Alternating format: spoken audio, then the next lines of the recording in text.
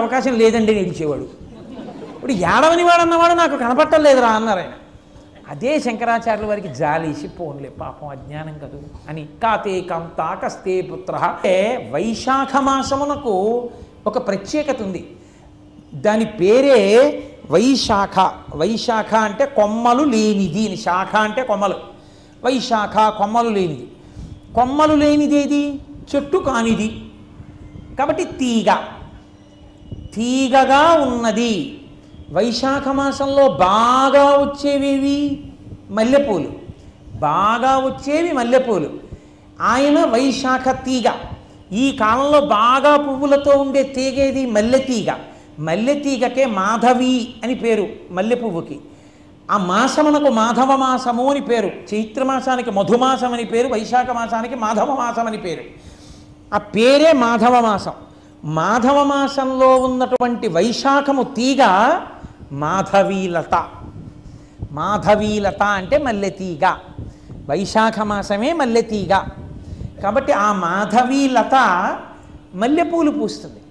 మల్లెపువ్వు అన్ని పువ్వుల్లా పొద్దున్న విచ్చుకోదు, సాయంకాలం విచ్చుకుంటుంది. దానికి అదో విచిత్రమైనటువంటి లక్షణం. అందుకే శంకరాచార్యులు వారు శివానంద లహరి చేస్తూ మల్లె పువ్వుకి పైకి చెప్తూ లోపల శివుణ్ణి చెప్తూ సంధ్యారంభ విజృంభితం శృతిశిరస్థానాంతరాధిష్ఠితం సప్రేమ భ్రమరాభిరామ మసకృత్సద్వాసనాశోభితం భోగీంద్రాభరణం సమస్త సుమన పూజ్యం గుణావిష్కృతం సేవే శ్రీగిరిమల్లికార్జున మహాలింగం శివాలింగితం అన్నారు. కాబట్టి అది సంధ్యారంభ విజృంభితం. సంధ్యాకాలంలో విజృంభిస్తుందంటే విచ్చుకుంటుంది. సంధ్యాకాలంలో విచ్చుకోవడం అంటే ఏమిటో తెలుసా అండి? సంధ్య అంటే రెండిటి మధ్యది, రెండు ఆలోచనల మధ్యలో నిశ్శబ్దం. ఉపన్యాసానికి మాటకి వాక్యానికి మధ్యలో ఊపిరి తీసేటప్పుడు నిశ్శబ్దం.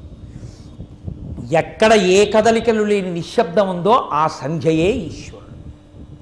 కాబట్టి ఆ సంధ్య యందు ఆయన విజృంభిస్తాడు. శివుడు సంధ్యాకాలంలో నర్తనం అంటే అది దాని అర్థం. అంటే సంధ్యారంభ విజృంభితం. మల్లె పువ్వు అలా సాయంకాలం విచ్చుకుంటుంది, అందుకే అది శివస్వరూపం. అటువంటి మల్లె పువ్వుకి 4 లక్షణాలు ఉంటాయి. తెల్లనితనము, గొప్ప సువాసన, చక్కటి తేనె, చల్లతనము, 4 ఉంటాయి. అందుకే మీరు చూడండి ఎంత తెల్లగా ఉంటుందో.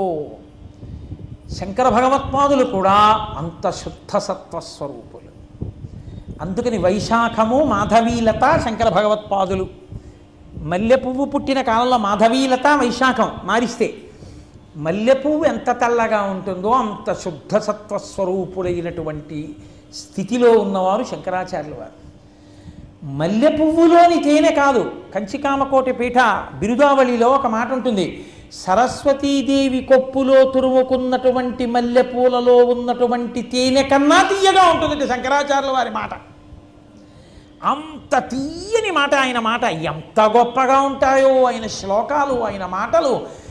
ఎంత అసలు నిజంగా ఒక్కొక్క శ్లోకం చదువుతుంటే అబ్బా ఇది శంకరులు తప్ప ఎవరు రచన చేయగలరా అనిపిస్తుంది. శివానందలహరి, సౌందర్యలహరి, భజగోవిందం, అసలు నిజంగా షట్పది ఎటువంటి ప్రయోగాలు చేశారో, ఎన్ని భుజంగాలు ఇచ్చారో మహానుభావుడు. అంతటి గొప్ప రచయిత ఆయన లాంటి కవి లోకంలో లేడు. కేవలము ఏదో గొప్పగా మాట్లాడడం కాదు, హరినామస్తుతి చేయు కావ్యము సువర్ణాంభోజి హంసావళీసురచిభాజితమై మానస సరస్ఫూర్తిన్ వెలుంగొందు. హరినామస్తుతి లేని కావ్యము విచిత్రార్థాన్వితం వయ్యు శ్రీకరమయ్యుండద యోగ్య దుర్మదనత్కాకూల కర్తాకృతి అంటారు పోతన గారు భాగవతంలో. ఏదో అందంగా కవిత్వం 4 మాటలు పేరు చేసి చెప్పేశామంటే సరిపోదు. అందులో భగవత్తత్వం ఉండాలి, 10 మందిని ఉద్ధరించేదై ఉండాలి. తేనె వేడి చేస్తే చలవ చేస్తుంది, చలవ చేస్తే వేడి చేస్తుంది. తేనెకి ఆరోగ్యాన్ని పరిపుష్టం చెయ్యగలిగిన లక్షణం ఉంది, కపవాత పైత్యములను పోగొడుతుంది. తేనె ఎంత మధురంగా ఉంటుందో, నాలుక మీద వేసుకుంటే చప్పరించబుద్ధేస్తుందో శంకరాచార్య